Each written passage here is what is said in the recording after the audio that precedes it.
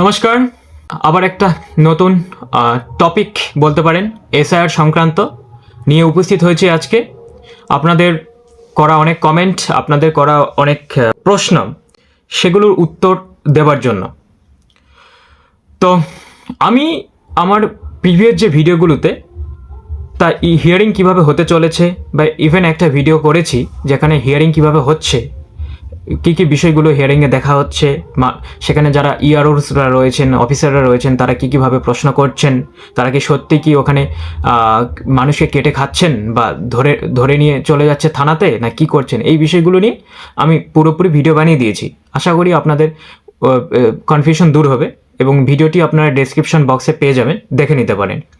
পুরোপুরি ground experience সহকারে আমি বলে দিয়েছি। তো আজকের এই ভিডিওতে আমি যে টপিকটা নিয়ে আলোচনা করব সেটা হচ্ছে যে আপনারা অবশ্যই জানেন যে পশ্চিমবঙ্গে এসআইআর সংক্রান্ত কাজ যখনই শুরু হয়েছিল, যে ড্রাফট রোলটা প্রকাশ হয়েছিল, তাতে দেখা গেছে 58 লাখের বেশি মানুষের নাম বাদ গেছে এবং প্রায় 1,36,00,000 মানুষকে হিয়ারিংয়ের জন্য ডাকার চিন্তাভাবনা ইলেকশন কমিশন করেছিল। এবং তার মধ্যে সবথেকে বড় ইম্পর্টেন্ট পয়েন্ট হচ্ছে যাদের অসুবিধা হচ্ছে তারা হচ্ছে আনম্যাপড ভোটার। কারা কারা আনম্যাপড? যে 30,31,00,000 ভোটার রয়েছেন। অর্থাৎ আপনারা যখন ওই এসআইআর ফর্মটা ফিল আপ করছিলেন তখন তার নিচের পোর্শনটা যেখানে বাবা মা দাদু দিদার সম্পর্কটা দেখাতে হচ্ছিল বা বংশের যে সম্পর্ক রিলেশনটা, সেখানে কেউ কোনো কিছু লিখতে পারেনি, শুধু ব্ল্যাঙ্ক রেখে দিয়েছেন। তাদের যে হিয়ারিংটা সেটা কিন্তু 27 তারিখ থেকে স্টার্ট হয়েছে, ইভেন এখনও চলছে। তো আমি এই ভিডিওতে আমি একটা জিনিসই আলোচনা করার জন্য এসেছি, সেটা হচ্ছে এই সকল ব্যক্তিবর্গদের যারা আনম্যাপড হয়েছেন, কারণ তারা হচ্ছে ক্রুশিয়াল পার্ট, তারা কোনো কিছু রিলেশন দেখাতে পারছেন না। ইভেন এমনও পরিস্থিতি হয়েছে যারা ওই ইলেকশন কমিশন থেকে বলা 13টা ডকুমেন্টসের মধ্যে কোনো কিছু শো করাতে পারেনি, শুধু Aadhaar card, PAN card, ration card আর অনেকে বাড়ির জমির দলিল ফলিলগুলো রয়েছে, এগুলো ছাড়া আর কারো কাছে কোনো নেই কিছু। যে ডোমিসাইল সার্টিফিকেট বলেছেন সেটার জন্য বা স্কুলে পড়েছেন তার সার্টিফিকেট, এগুলো কোনো কিছুই নেই, বার্থ সার্টিফিকেট কোনো কিছু নেই। তো তাদের কি তাহলে এই শুনানির পরে কি তাদের কি ভোটার লিস্ট থেকে নাম বাদ দেওয়া হবে? এটাই তো আপনারা জানতে চেয়েছিলেন। তো আজকে আমি স্পেশালি এই কেসগুলো নিয়েই একটু ডিসকাস করতে চাইছি। তো ভিডিওটা পুরোপুরি দেখুন। আশা করছি যে আপনাদের মনে এরপর থেকে, আজকে ভিডিওটা করছি, ভোটার লিস্টটা পাবলিশড হতে অনেক দেরি রয়েছে, কথাটা মিলিয়ে নেবেন। তো কি সেই কথাটা এক্ষুনি বলতে চাইছি। একটাই রিকোয়েস্ট, ভিডিওটা টানবেন না, পুরোপুরি দেখবেন, কারণ ওই একটু টেনে একটু দেখে পরে গিয়ে কনফিউশন হবে বা মেসেজ করবেন যে দাদা তাহলে আমার কী হবে। পুরোপুরি দেখুন আর মেসেজ করতে হবে না। তো যেটা আমি বুঝতে পেরেছি বা আমাদের যে বিএলও সাহেব রয়েছেন উনি ওখানে ছিলেন, আমি তো বলে দিয়েছি কীভাবে হিয়ারিং হচ্ছে, আপনার ভিডিও পেয়ে যাবেন, একটু দেখে নেবেন, আর বলছি না হিয়ারিং সংক্রান্ত। ইভেন ইয়ারুদের যতটা আমি যেটা থেকে বুঝতে পারলাম যে এই যে আপনারা যারা আনম্যাপড হয়েছেন না, ইভেন আপনারা কেউ কেউ ডকুমেন্টস শো করাতে পারছেন, যে ওনারা তো ওখানে জাস্ট একটা ডকুমেন্ট চাইছেন, যে স্কুলে সেটা ক্লাস 1 to 4, 5 যত দূর হোক একটা ডকুমেন্টস দেখালে আপনাদের পার করিয়ে দেবেন, ভবতর তরুণী যেটা রয়েছে সেটা পার হয়ে যাবে ওনাদের কথা অনুযায়ী, যেটা আমি বুঝতে পারলাম। কিন্তু এমন ব্যক্তিবর্গ রয়েছেন বা এমন ভোটার্সরা রয়েছেন আপনারা যাতে কোনো কিছুই নেই, আধার কার্ড রয়েছে, প্যান কার্ড রয়েছে, একটা রেশন কার্ড রয়েছে, আর হয়তো জমির দলিলকে অ্যাকসেপ্ট করছে না, সুতরাং ওটা দেখছেনই না ওনারা। তো এই সকল ক্ষেত্রে তাহলে কী হবে? একদম তো বাবা মার কোনো সম্পর্ক দেখানোই যায়নি। ইভেন বাবা মার যে একটা ওনারা ভোটার কার্ড চাইছেন বা বাবা মার আগের কোনো আধার কার্ড থাকলে বা কোনো একটা কিছু থাকলে সেটাও দেখতে চাইছেন। ইভেন যাদের এটাও নেই তারা কি আসলে ভোটার লিস্ট থেকে বাদ পড়ছেন? দেখুন, ইলেকশন কমিশন কিন্তু এটা এখনো কিন্তু নোটিফিকেশন আকারে দেয়নি।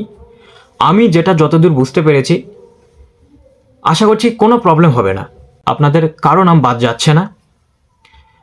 ইলেকশন কমিশন হয়তো এই যে ফার্স্ট ফেজ হিয়ারিংটার পর একটা জিনিস করবে এখানে, যতদূর আমার একটু এক্সপিরিয়েন্স থেকে বা যারা ওখানে হিয়ারিং করছেন অফিসারদের কথা থেকে যেটা আমি বুঝতে পারছি, এই সকল ব্যক্তিদের ক্ষেত্রে ইলেকশন কমিশন একটা কাজ করবে হয়তো, যে ধরুন যে আপনাদের জন্য স্পেশাল আরেকবার ডাকা হবে, ডেকে বলবে যে ঠিক আছে আপনাদের যখন কিছুই শো করাতে পারছেন না, তাহলে আপনাদের গ্রাম থেকে বা কারো থেকে কয়েকজনের সিগনেচার বা কারো একটা সাক্ষী কয়েকজনের, এরকম কিছু একটা ব্যাপার, সেটা এফিডেভিট হতেও পারে, বা আরেকবার হিয়ারিংয়ের সুযোগ দিয়ে কোনো একটা উইটনেস কাউকে দ্বারা করে নিতে চাইছেন, সেটা গ্রামের 5 জন লোক হতে পারে বা কোর্ট থেকে ফার্স্ট ক্লাস ম্যাজিস্ট্রেট দ্বারা কোনো এফিডেভিটের ব্যাপার, বা ধরুন যে এমন একটা প্রসেস করতে চাইছেন যেখানে এইটুকু প্রমাণ হয় যে আপনারা এখানে স্থায়ীভাবে বসবাস করছেন, জাস্ট এইটুকু। কারণ ডকুমেন্টস প্রবলেমটা সবার, কারণ মানুষের জীবন ডকুমেন্টসের উপর বসে নেই, মানুষের জীবন অনেক বড়। আর ডকুমেন্টসটা বর্তমানে এসে এমন একটা সিচুয়েশনে দাঁড়িয়ে গেছে যে ডকুমেন্টস মনে হয় জীবনের থেকে বড় হয়ে দাঁড়িয়েছে, যে সারা জীবন শুধুমাত্র সবসময় এই ডকুমেন্টস, তার ডকুমেন্টস, সেই ডকুমেন্টস, এইরকম একটা আতঙ্কিত পরিস্থিতির মধ্যে মানুষ আবদ্ধ হয়ে গেছে। সেটা তো আমাদের দোষ নয় বা আপনাদের দোষও নয়, এটা হচ্ছে সিস্টেমের দোষ, কারণ আমাদেরকে সেদিকে পুশ করা হচ্ছে। তো এমন পরিস্থিতিতে ইলেকশন কমিশন হয়তো এই সকল ভোটারদের জন্য যারা পুরোপুরি আনম্যাপড হয়েছেন, যারা কোনো রিলেশন দেখাতে পারছেন না, এইটুকু করতে চলেছে। এই ক্ষেত্রে যতদূর আমার মনে হয়েছে কোনো অসুবিধে নেই, সবার নামই উঠে যেতে পারে।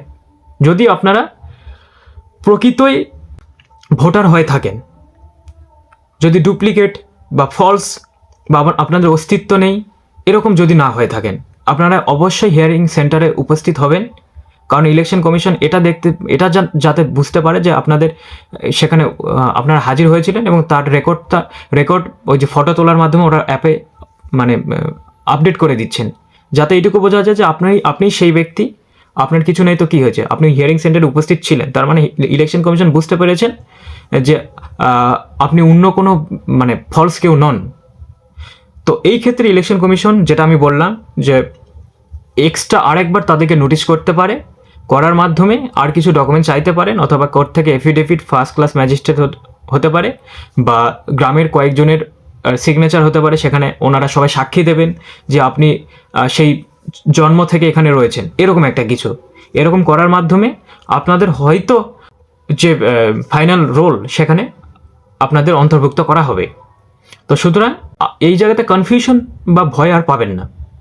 তবে একটা ডিসক্লেইমার রয়েছে, সেটা খুব ইম্পর্টেন্ট, এটা কিন্তু শুনতে হবে আপনাদের।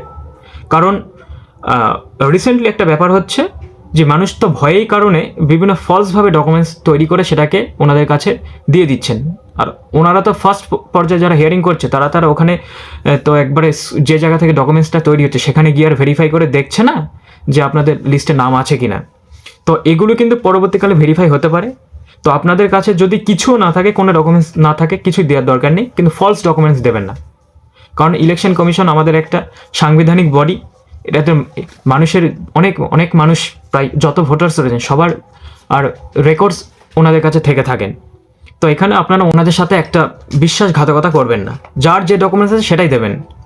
ধরুন যে কী হচ্ছে বলুন তো, কেউ ওই একটা প্রাইমারি পাস বা 1-2 পাসের একটা টাকা দিয়ে একটা ডকুমেন্টস মানে একটা সার্টিফিকেট তুলে নিয়ে এসে দিয়ে দিয়েছে, ওনারা তো দেখছেন ঠিক আছে বলে অ্যাপ্রুভ করে দিতে পারে, কিন্তু পরবর্তীকালে যদি ওটা সন্দেহ মনে হয় ওনাদের, বা এখন তো এআই টেকনোলজি হয়েছে, বা বিভিন্ন কারণে যদি মনে হয় যে উইল বি ফেক, দেন আপনাদের কিন্তু প্রবলেম হতে পারে। তো এই ক্ষেত্রে সঠিক ডকুমেন্টস দেবেন, এসব করবেন না। কারণ ওই সব ডকুমেন্টসগুলো হয়তো আপনার থার্ড পার্টি কারো দ্বারা করে আনছেন, সে করে দিল, দেখা যাচ্ছে রেকর্ডে নাম নেই। তখন যখন আপনাদের ভেরিফিকেশন হবে আপনারা তো বিপদে পড়বেন। রেকর্ডে নাম না থাকলে তখন আর কেউ স্বীকার করতে চাইবে না যে এই সার্টিফিকেটটা ওখান থেকে অথরাইজড হয়েছে, তাই না? তো শুধু এইটুকুই রিকোয়েস্ট আপনাদের কাছে, নিজেকে সৎ রাখুন, সৎভাবে হিয়ারিংয়ে যান, সত্য কথা বলুন, সত্য পথে লিস্টে নাম তুলুন, দ্যাটস এনাফ। ইলেকশন কমিশন এটাই বলছে, কোনো প্রকৃত ভোটারের নাম বাদ যাবে না, কোনো অবৈধ ব্যক্তির নাম ভোটার লিস্টে থাকবে না, এইটুকুই। তো এখানে অবৈধ কথাটা বললাম, মানে অনেকে অনেকভাবে নিতে পারেন, তবে আপনারা বুঝতে পারছেন, সুতরাং চিন্তার কোনো এখানে কারণ নেই।